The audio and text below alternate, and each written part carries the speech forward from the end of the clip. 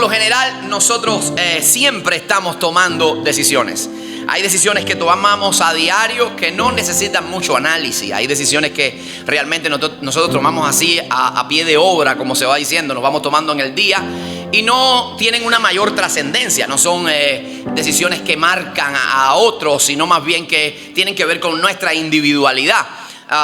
De hecho, nosotros estamos aquí en esta mañana porque tomamos una decisión. Usted se levantó en la mañana y dijo, bueno, ¿voy o no voy a la iglesia? Usted tomó la decisión de estar aquí, por eso usted está en este lugar. Además de que sabemos que la voluntad de Dios ha estado por encima de todo eso. Pero constantemente nosotros nos exponemos ante decisiones en la vida.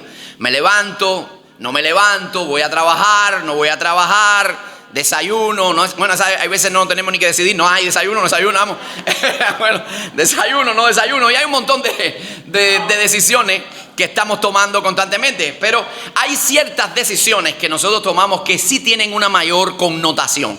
Hay decisiones como estas, tan simples, tan sencillas como las que acabo de mencionar, que nos afectan a nosotros, nada más. Pero hay decisiones que su repercusión no solamente se limita a nuestra individualidad, sino que va mucho más allá. Nos supera a nosotros como personas.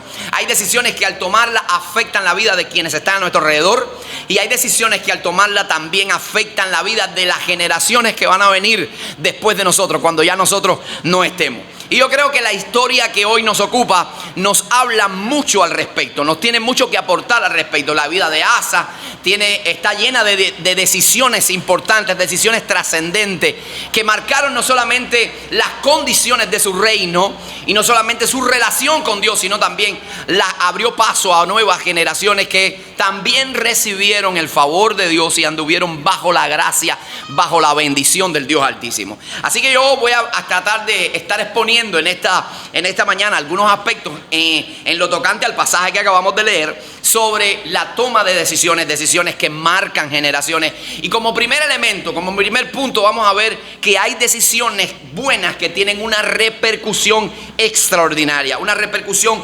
inmensa, una repercusión de grandes dimensiones. Y eso lo vamos a ver precisamente en las primeras líneas de este pasaje que acabamos de leer. Y aunque nosotros vamos a aterrizar en la persona de Asa, yo quiero que usted preste atención en las primeras líneas de la narración que nosotros recibimos. Dice, durmió Abías con sus padres y fue enterrado en la ciudad de David y reinó en su lugar Asa, su hijo. El cronista muy intencionalmente hace referencia al rey anterior, al rey Abías, que era el padre de Asa. Y nosotros sabemos que esta es una expresión recurrente en el libro de Crónicas. Por lo general, siempre cuando se habla en Crónicas y en el libro de Reyes, que se hacen secuencia de reyes, vamos a encontrar esta frase: y durmió tal rey y el sucesor fue fulano, su hijo. Así, vamos a encontrar esa expresión. Pero, sin embargo, en este momento, yo creo que hay una carga espiritual muy importante en esa sola expresión.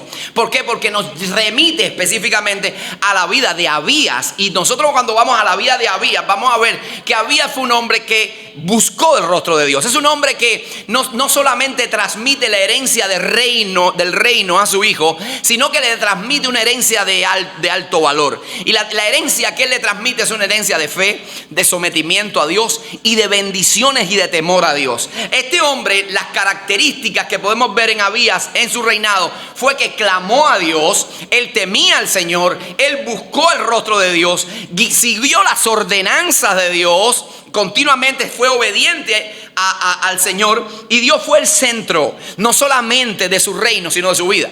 Dios fue el que marcaba, el que comandaba no solo el ejército de Judá, sino también la vida de Abías. Y eso fue lo que recibió Asa. Esa fue la herencia que recibió Asa de su padre, y es por eso que lo pone de manifiesto en su reino. Este rey en ocasiones se vio en momentos muy tensos en su vida. Déjame decirle que él tuvo guerra, estoy hablando de Abías, tuvo guerra con Jeroboam cuando el reino estaba dividido. Recuérdense, parte norte, en la parte de las tribus de arriba, del norte, lo que comprende a Samaria. Él tuvo guerras con Jeroboam y fue superado en número de manera exponencial por Jeroboam. De hecho, él tenía un ejército de 4,000 soldados. Jeroboam tenía un ejército de 8,000 soldados. Y no solo eso, sino que en ocasiones se vio en medio de una emboscada donde estaba rodeado por delante, por detrás, por todos los frentes. Ahí estaba él rodeado, y en medio de esas tensiones, en medio de esa presión, Abías dice, y clamó al Señor, clamó a Dios que lo ayudara, buscó la presencia de Dios. Eso usted lo puede ver en el capítulo anterior al 14. En el capítulo 13 usted va a encontrar esa historia que yo le estoy mostrando. Y él clamó a Dios, él buscó el rostro de Dios, y eso fue lo que recibió su hijo.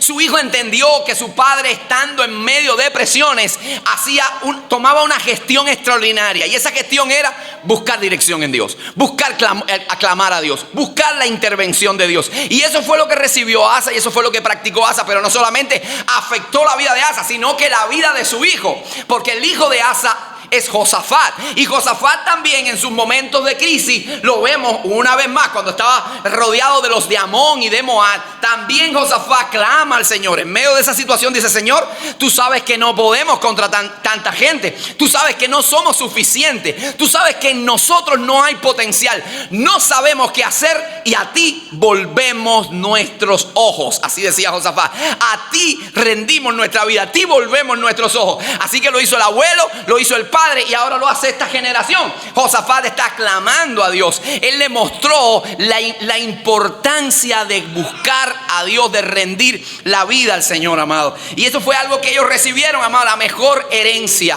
que tú y yo podamos transmitirle a nuestros hijos no son las cuentas en el banco, no es dejarle una buena casa, y todo eso usted lo puede hacer y es muy bueno. La mejor herencia que usted pueda dejar a sus hijos es que ellos conozcan el Dios de su padre, que ellos sepan que cuando su padre estaba en crisis, cuando estaba en dificultades y en opresión, su padre ponía rodilla en tierra, levantaba los ojos al cielo y clamaba al Dios de toda gracia. Porque cuando tus hijos, amados, estén pasando por dificultades, eso precisamente es lo que van a hacer. Ellos van a recordar a papá, ellos van a recordar a mamá, y ellos van a decir: cuando mi mamá y mi papá estaban en crisis, yo no los veía quejándose, yo no los veía lamentándose, yo los veía que ellos buscaban a Dios, ellos clamaban a Dios, y en medio de sus problemas ellos van a decir: yo voy a clamar al Dios de mi padre, al Dios de mi madre, al Dios que responde, al Dios que da victoria. Amén. Entonces nosotros tenemos, amados hermanos, que transmitir esa herencia a nuestros hijos. Una decisión que marcó no solamente la vida de Abías y la vida de Asa, la vida de sus hijos más adelante. No solamente que él clamó a Dios, número 2, guardó sus estatutos, guardó la palabra de Dios. No voy a detenerme ahí, porque más adelante vamos a hablar acerca de eso. Así que este hombre hizo conforme a la palabra del Señor, fue obediente al Señor. En tercer lugar, él puso a Dios como el centro de su vida. Abías dijo: el comandante de este ejército no soy yo, quien dice la última palabra no soy yo, ni siquiera la primera, aunque soy el rey. Quien dice, quien determina, quien ordena, quien marca las coordenadas es el Dios eterno.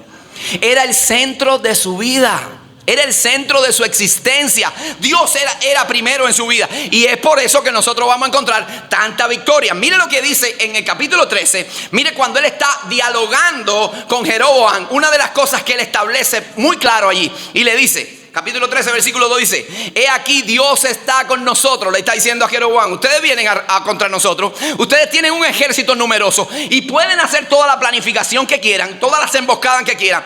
Dios está con nosotros, pero no solamente para ser un ayudante. No, Dios no es un ayudante, Dios es el jefe. Amados, nosotros tenemos que entender eso. Nosotros muchas veces queremos tener a Dios como ayudante. Nosotros queremos tener a Dios como genio de la lámpara. Nosotros queremos tener a Dios para que venga y resuelva el problema. Pero nosotros tenemos que tener a Dios como el rey de nuestra vida, como el Señor de nuestra vida, como el que determina las cosas en nuestra vida. Amén.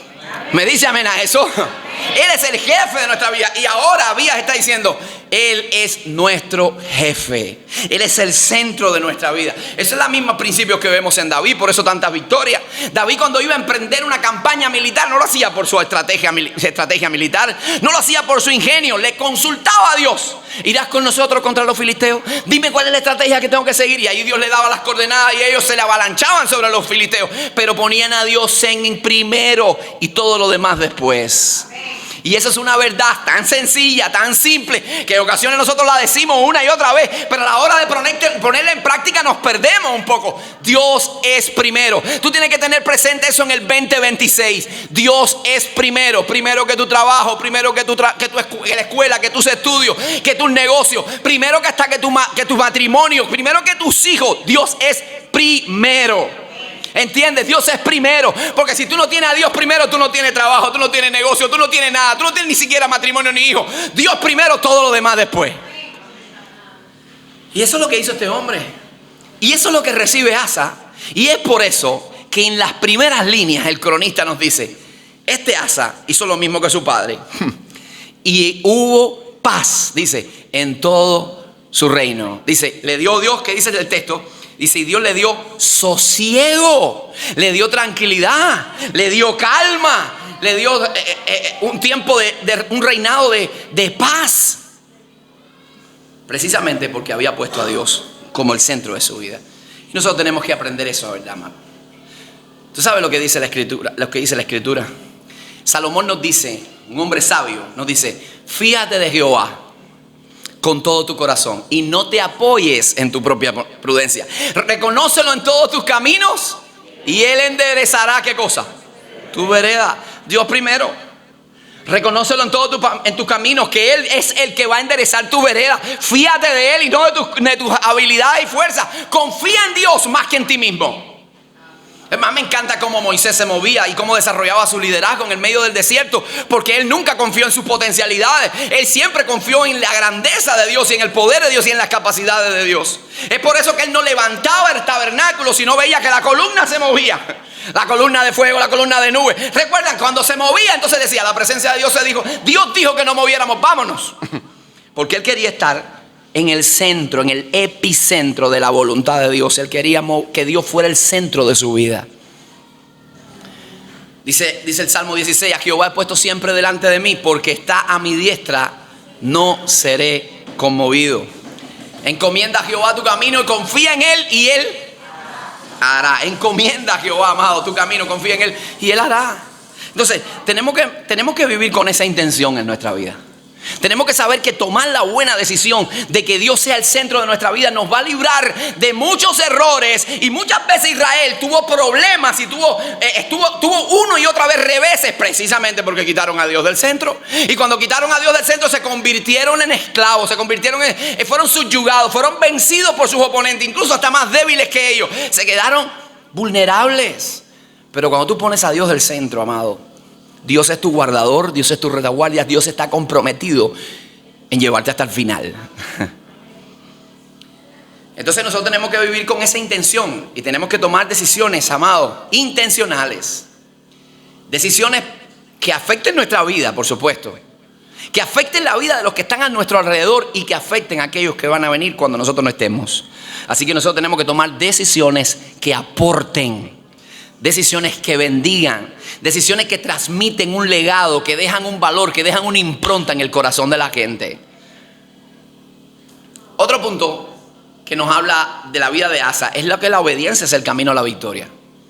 Mire lo que dice la Escritura y dice, Asa hizo lo bueno y lo recto delante de los ojos de Jehová.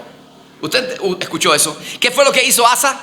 Lo bueno y lo recto delante de los ojos de Jehová. A mí me encanta esa palabra, hizo, porque es una palabra que va a la acción. Él tomó una decisión que comprendía todo su ser, su voluntad, sus sentimientos, todas sus intenciones, toda su fuerza estaba ahí. Él hizo con lo recto delante de los ojos de Jehová y mandó al pueblo, dice, que guardara sus estatutos, que los pusiera por obra.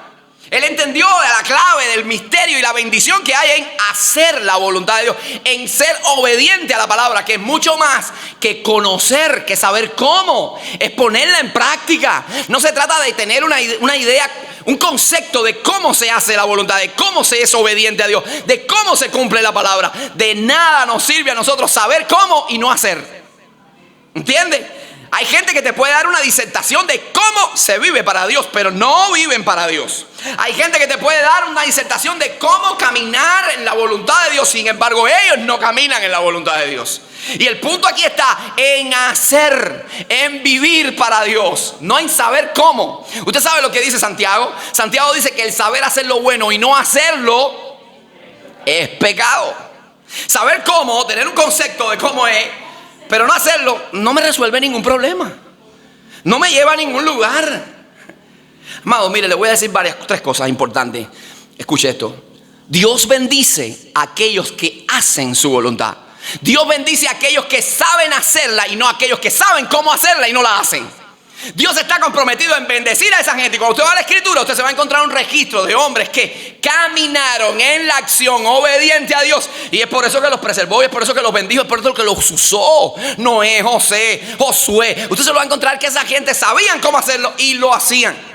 Número 2, el diablo le teme, amado hermano, al hombre que hace la voluntad de Dios, no al que sabe cómo hacerla y no lo hace. El hombre que sabe cómo hacer y no hace nada, el diablo se burla en su cara y se convierte en una marioneta del enemigo. Pero aquel que vive la palabra de Dios, no solo dice sí, sino que en su sí está respaldado con un amén y una acción a seguir en obediencia. Como hay una parábola, recuerdan una parábola que dice, habían 2 hijos, tenía un hombre tenía 2 hijos. Y le dijo a uno, ve a trabajar al campo, ¿recuerdan? Y uno le dijo, sí padre, voy a trabajar al campo. Y no lo hizo. Y luego le dice al otro, ve a trabajar al campo. Y le dice, no lo voy a hacer, no voy al campo. Sin embargo dice, y después fue y trabajó en el campo. Y Jesús dice, ¿cuál de estos 2 hizo la voluntad del Padre? ¿El que hizo? Entonces hay gente que sabe cómo, sí, cómo no, amén, gloria a Dios, aleluya, qué bueno tuvo el mensaje hoy, gloria a Dios. Pero se olvidó cuando iba a casa. Entonces necesitamos una generación de cristianos que dicen, gloria a Dios, entendí el mensaje, voy a vivirlo ahora el lunes, el martes, el miércoles, el jueves, el viernes. Amén. Y el domingo cuando llegue, lo que voy a hacer es cargar nuevamente las baterías para la próxima semana seguir viviendo en victoria y dándole un puntapié al enemigo. Amén. Entonces Dios bendice a aquellos que viven en obediencia. El diablo le teme a aquellos que saben hacer la voluntad de Dios, no que saben cómo, sino que la hacen. Y la gente sigue, amado, aquellos que viven en obediencia. Hay un potencial de liderazgo y la gente tiene credibilidad en aquella persona. No que te dicen cómo y no hacen, sino que viven y hacen, dicen y hacen. Ahora, la pregunta que nosotros tenemos que hacer no es cómo saberlo. Cómo saber qué es lo bueno y qué es lo recto delante de los ojos de Dios. Porque usted sabe que en un mundo tan relativo que nosotros estamos viviendo, todo el mundo tiene su verdad. Y lo que necesariamente para mí es verdad no tiene que ser de verdad para ti. Esa es tu verdad, esta es la mía, tienes que respetármela. Y este es el mundo de la tolerancia, entre comillas.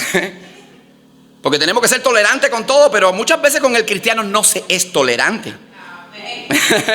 Usted se tolerante con la gente de la comunidad LGBTI, tiene que ser tolerante con aquel que no, tiene que ser tolerante con el otro que tiene otra religión. Pero cuando el cristiano dice, Cristo te ama, ¡ey! Está haciendo proselitismo, me está queriendo inculcar. Tranquilo, que eso es parte del menú de la historia. Eso es parte del menú, nos va a tocar. Pero en este mundo donde mucha gente tiene verdades que cambian conforme a las circunstancias, porque la gente tiene verdades que cambian conforme a las circunstancias, una verdad camaleónica, que se adapta al ambiente, a lo que ahora me conviene es mi verdad. Mañana, si las situaciones cambian, las circunstancias cambian, el panorama cambia, esa verdad ya no sirve, vamos a coger otra verdad. Pero es una falacia. Porque la verdad es absoluta. La verdad no cambia. La verdad es la palabra de Dios. Y esa es inamovible, es indeleble, es insoslayable. La palabra de Dios es perfecta. La palabra de Dios es inerrante. La palabra de Dios no cambia. Pasa el cielo y la tierra y la palabra de Dios permanece para siempre. Amén. ¿Cuántos dicen amén a eso? Entonces nosotros tenemos que regirnos por esta palabra de Dios. Lo entendió Asa al punto en el versículo 4. Mira lo que dice. Dice, y mandó a todo Judá que buscase a Jehová, el Dios de sus padres, y pusiese por obra. Diga conmigo, poner por obra. Pusiese por obra la ley y sus mandamientos. Poner por obra. Él lo dijo. Esto aquí, el punto es ponerla en acción. Es hacer la voluntad de Dios. Es hacerlo, es vivir lo que dice la palabra. Amado, nosotros queremos librarnos de muchos problemas. Obedezca a la palabra. Usted quiere librarse de los errores, de las metidas de pata, de tomar territorio errático. Obedezca la palabra de Dios. Usted quiere librarse de engaños, de ser engañado con falsas doctrinas, con todo tipo de mentiras del enemigo. Busque la palabra de Dios. Ella es verdad, no cambia, es actual y siempre nos encamina, nos lleva a un derrotero de victoria, amado, siempre. Entonces, el punto está en obedecer la palabra. Déjame darte algunos textos que te van a ayudar, que van a argumentar lo que acabo de decir. Mira lo que dice el salmista. En mi corazón he guardado tus dichos. ¿Para qué? Para no pecar contra ti.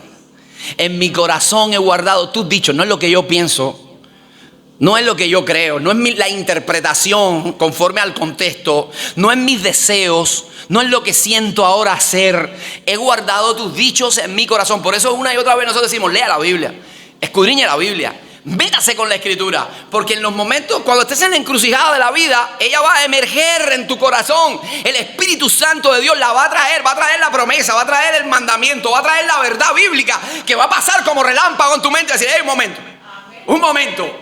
Y en tu corazón has guardado sus dichos y por eso no vas a pecar contra Dios.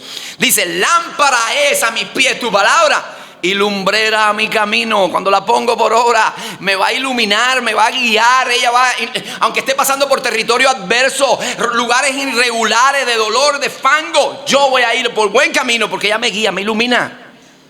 La ley de Jehová es perfecta, que convierte el alma. Los testimonios de Jehová son puros. Dice, que hacen sabio al sencillo. Yo he encontrado gente que no tiene 12 grados. He encontrado gente que nunca ha ido a la universidad y viven con tal sabiduría porque han puesto la palabra de Dios como su lema, como sus principios. Y usted dice, pero ¿cómo se mueve así si ese hombre apenas sabe leer? ¿Por qué? Porque la palabra de Dios es la regla de fe y práctica en su vida. Y es por eso que se libra de errores. Y es por eso que camina seguro y certero y bajo la gracia de Dios. Tenemos que aprender a eso, amado. Ahora, la palabra también nos dice, ella toda es inspirada por Dios. ¿Útil para qué es la palabra? Para reagudir, para corregir, para instruir, a fin de que el hombre de Dios, a fin de que el hombre de Dios, diga que está a su lado, al hombre de Dios tú, esté preparado para toda buena obra. Es para ti, sí, es para ti, dile que está a su lado, es para ti. Es para ti, díselo allí, a ver cómo. Dile, es para ti, es para mí, para los dos. Para que tú y yo seamos preparados, entrenados y capacitados para toda buena obra. Ahora, amado, el reto de hacer la voluntad de Dios no solamente es a incorporar en nuestra vida, algunos mandamientos que la palabra nos da. Y ese es un primer paso. Y eso fue lo que hizo Asa. Él comenzó a incorporar en su vida a principios, preceptos que están en la ley de Moisés y en la ley de Jehová, que es la ley de Dios. Pero no solo radica ahí. Se trata de la obediencia, hacer lo bueno y recto delante de los ojos de Jehová. Se trata de incorporar los principios de la palabra. Y también hay ciertas cosas que hay que quitar de nuestra vida. No solo es añadir, hay cosas que hay que quitar también. Y eso es lo que nos presenta la Escritura. Mira lo que dice el texto. Mira, porque dice que hizo Asa. Dice, quitó los altares de culto extraño y los lugares altos. Quebró las imágenes y destruyó los símbolos de acera. Lo primero que hizo fue que no solamente incorporó los mandamientos, sino que comenzó a quitar ciertas cosas que estorbaban la relación con Dios, la comunión con Dios. Comenzó a quitarlo y fue imparcial, fue radical. Déjame decirte que hay textos que lo vas a encontrar en Reyes. Si quieres puedes leerlo en casa. Léete esta historia y luego vea la historia paralela que escribe el libro de Reyes de Asa nuevamente. Y te va a dar detalles que no te da el cronista. Y una de las cosas dice que privó a su abuela, que tenía un título de reina madre. O sea, ella tenía un título de adoración pagana y tenía ídolos también. Y él dice, la quitó de todo eso y quemó sus ídolos. Es que no, a mamá se lo voy a dejar. Nada, todo el mundo vamos a quitarlo, pero aquí para la familia es otra ley, es otro. No, concepción, no, esto es para todo el mundo. Porque lo que estoy buscando es la bendición de Dios. Y no puedo permitir fisuras, no puedo permitir lugares, hendiduras donde el enemigo va a meter su dedo huesudo para robarme mi gozo, para robarme mi paz y para robarme mi bendición. Todas las brechas las voy a cerrar, voy a limpiar completo, dice Asa. Y comenzó a quitar cosas y no se tomó licencia para dejar algunas. Y eso es una cosa que nosotros tenemos que aprender. Hay cosas que hay que quitar, amado, que si la dejamos, por supuesto, nos va a contaminar. Tenemos que quitarla. Y en este caso fue la idolatría. Pero también nosotros, en nuestro caso, tenemos muchas cosas que se convierten en un ídolo y que hay que quitarla. Y algunos dicen, no, pastor, yo no tengo ninguna estatua en mi casa. No, tú no tienes estatua, pero el dinero es tu ídolo. No, pastor, yo no tengo ninguna estatua en mi casa, no tengo ningún san ni nada de eso por ahí. Pero el trabajo es tu ídolo.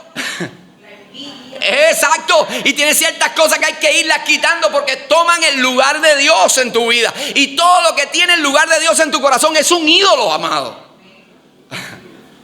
Entonces tenemos que quitar los ídolos, esos ídolos. ¿Qué ocupa el primer lugar en tu vida? El negocio, el dinero, tu placer, el pasar tiempo de ocio. Eso es lo primero. Entonces hay que poner a Dios en el lugar que le toca y quitar todo lo demás. Entonces no solamente se trata de esto, hay que quitar cosas, amados, que nosotros pensamos que son inofensivas. Y muchas veces camuflamos bajo la idea, yo soy así. Yo no puedo ser hipócrita, yo soy así. Así me hizo Dios. Tranquilo. Dios te hizo de una manera, nosotros tenemos una naturaleza caída. Eso no fue el producto que Dios hizo. Y hay gente que dice, pero yo soy así, maleducado, pesado, sangrón. Así soy Dios. Así somos los fulanos.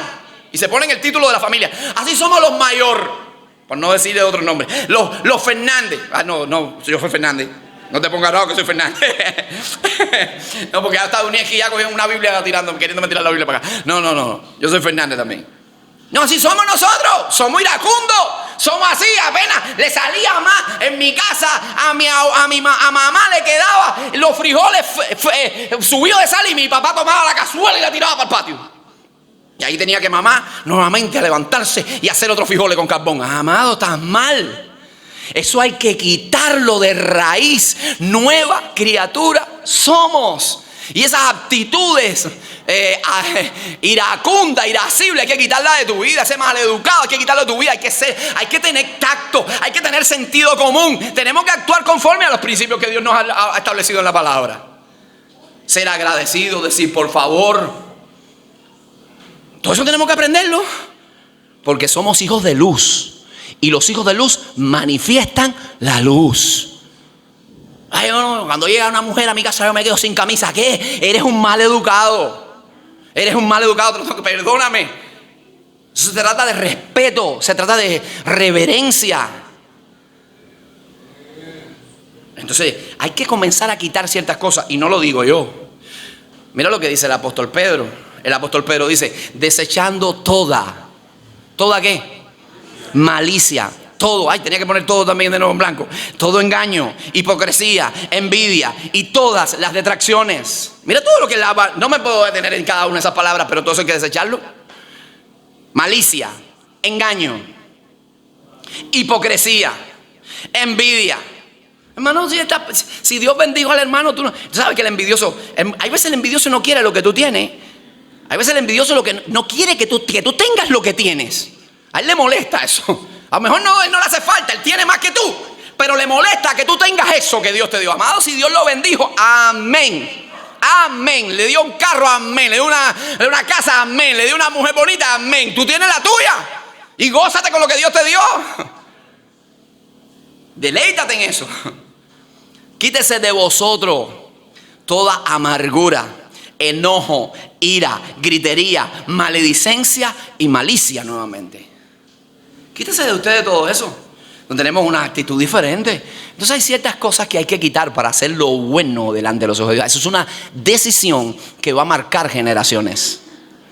Tu mala decisión también va a marcar generaciones. Tú recibiste lo de papá, tú recibiste lo de abuelo y posiblemente se lo transmitas a tus hijos. Y yo no estoy hablando de maldiciones generacionales como se mueve en el mundo neocarismático, pero hay actitudes aprendidas. Si papá era violento, los niños serán violentos y los hijos de los hijos serán violentos también.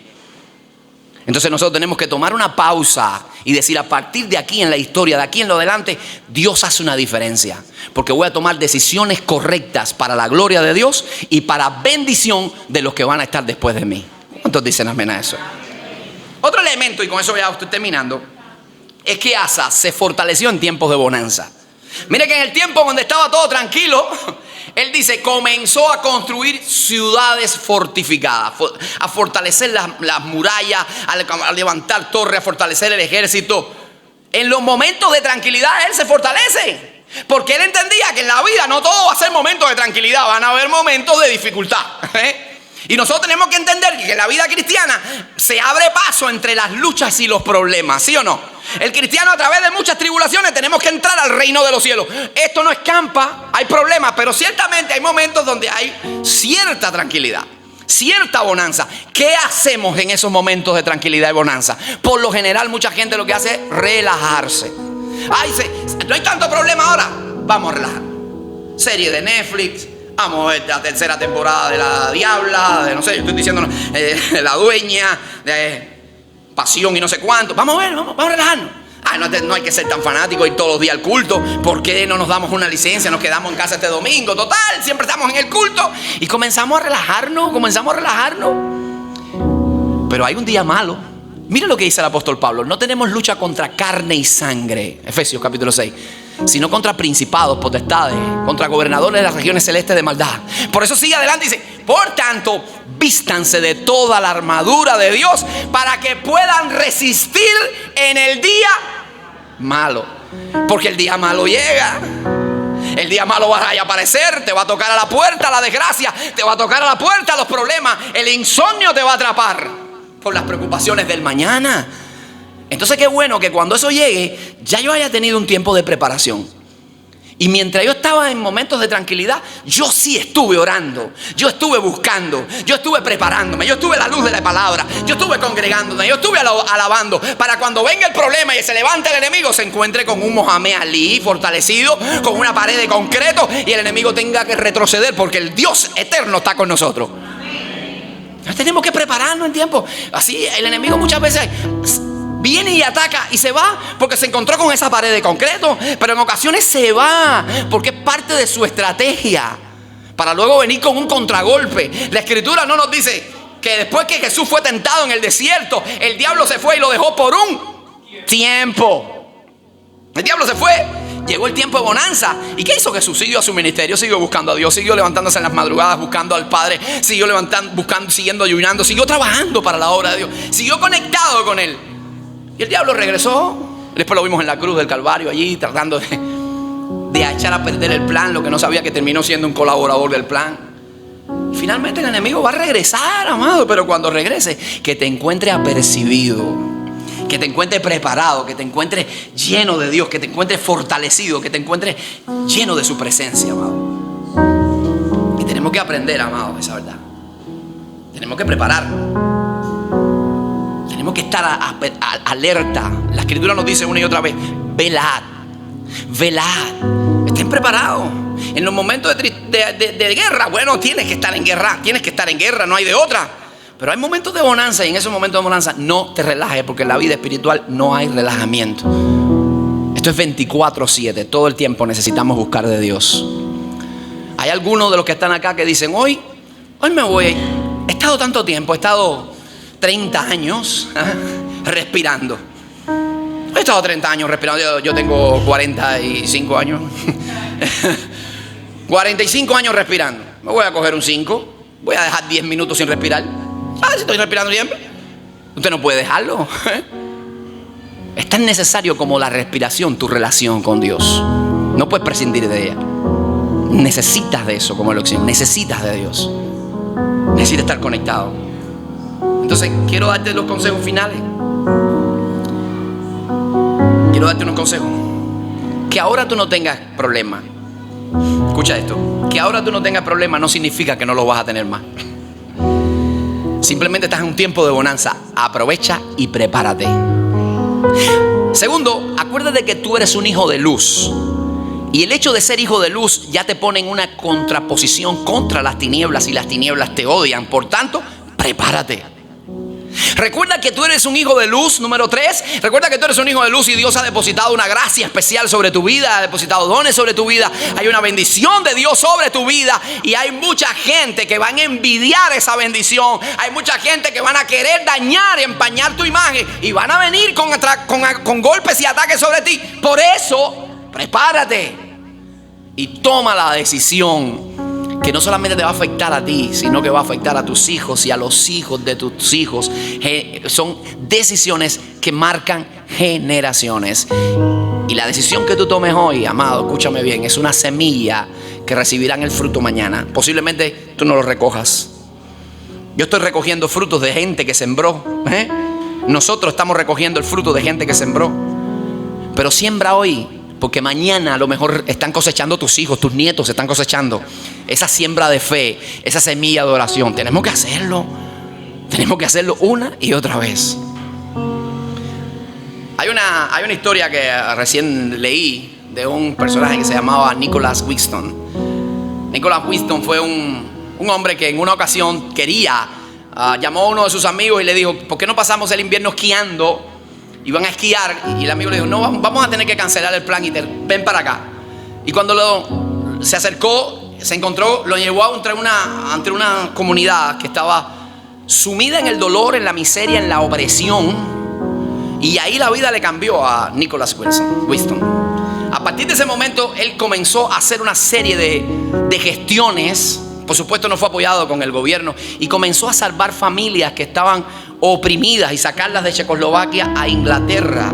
La mayoría eran judíos que estaban oprimidos y sometidos a unas condiciones paupérrimas y a una miseria tremenda. Se organizó 8 trenes que los pudo sacar. Y lo más hermoso de todo esto es que después de eso, él no esperó los aplausos de nadie, simplemente se fue para su casa. Eso fue en el 1938, creo. Se fue para su casa, se casó, tuvo hijos y así vivió. Y un día, su esposa, en el año 1988, subiendo al ático, encontró un bolso donde allí tenía la lista de los niños que él había salvado y las familias en las cuales habían acogido a esos niños. Ella se quedó impactada del trabajo que había hecho su esposo, de cómo organizó un plan rescate y no buscó el aplauso de nadie. Así que organizaron un programa de televisión y llevaron a Nicholas Wilson. Y en ese programa, la que conducía el programa hizo una pausa cuando todos estaban en el escenario. Invitaron a muchas personas en las gradas, y ella estaba en el stage. Así que ella le dijo: yo quiero que ahora mismo se pongan en pie todas las personas que Nicholas Wilson le salvó la vida. Y en aquel auditorio se pusieron en pie cerca de 20 personas. Eran aquellos niños que ahora eran ancianos. Nicholas tenía 80 años en ese momento y rompió en llanto. 669 niños judíos fueron salvados por ese hombre. La decisión de no ir a esquiar, la decisión de hacer algo a favor de otra gente, no solo marcó a 669 niños, sino que marcó miles, los hijos, los nietos, los bisnietos y tataranietos de esos 169 niños. Una decisión que marcó una generación, amado. Quizás tú y yo estamos aquí marcando una generación. Nuestras decisiones tienen repercusión. Escúchame, yo te voy a dar mi historia, porque yo nací en medio de un hogar donde no se hablaba de Cristo. Yo nací en un hogar materialista, ¿sí? Abrazaban la ideología materialista. El único pastor en mi familia fui yo, el único cristiano era yo, el único pastor fui yo. Pero yo entendí, amado, que esta decisión iba a marcar mi vida, la vida de los más cercanos y la vida de las generaciones que vienen después de mí. A partir de mi decisión, sé que va a haber un antes y un después en mi familia. Porque ya hoy en mi familia se han sumado uno y otro los hijos de Dios. Ya hoy están sirviendo al Señor. Y así tengo un montón de historias donde nuestras decisiones marcaron la vida de alguien. Y va a hacer las cosas diferentes. Tu decisión es muy importante. Tu decisión de seguir a Jesús es muy importante. No solo para ti. Va a marcar tu destino eterno, pero va a marcar la vida de tus hijos y de tu familia, amado. Es importante que pongamos en práctica qué es lo que vamos a decidir. Yo recuerdo que, mira, yo nací en un hogar, les dije, materialista. Mi padre, por lo general, no seguía esa misma ideología. Y mi padre era un jovencito que lo que le gustaba era la música rock y rock and roll y todo eso. Y tenía una lucha campal con mi abuela que en ese tiempo no entendía con esas cosas. Así que finalmente mi padre se fue a los Estados Unidos. Y yo tenía 2 años y medio cuando mi padre se fue a los Estados Unidos. Y después yo me pongo a registrar, porque hay misterios que aparecen con el tiempo de la familia. No sé si a usted le ha pasado, pero tú te vas enterando cosas de la familia con el tiempo. Y voy entendiendo ciertas cosas. Y después me entero que mi abuelo también dejó a mi padre cuando era pequeño y se fue a los Estados Unidos. Y allá murió también. Pero no solo eso, sino que me entero que mi bisabuelo, el padre de mi abuelo, también se fue y dejó a mi abuelo como niño. Y luego me tocó a mí ir a los Estados Unidos. Y usted sabe que cuando yo fui, hay mucha gente que se apostaban que yo no regresaba. Su papá, su mamá dejó. Hay una cadena generacional de... Pero yo entendí, amado, que conmigo se rompió la maldición. Porque Cristo entró al hogar. Y ahora yo voy a enseñar a mis hijos lo que es un padre presente y lo que es un padre que busca el rostro de Dios. No solo para mí, sino para ellos. Y para que ellos se lo dejen a los de ellos después. Entonces tenemos que marcar nuestra vida, marcar nuestra familia y nuestra generación con buenas decisiones. Que ese sea el legado que nosotros dejemos en este mundo y esta sea la meta del 2026. Decisiones que marcan generaciones. Póngase de pie, vamos a orar. Vamos a pedirle a Dios que nos sostenga, que nos guarde. Qué bueno que podemos depender de un Dios tan santo y grande, ¿eh? Qué bueno que podemos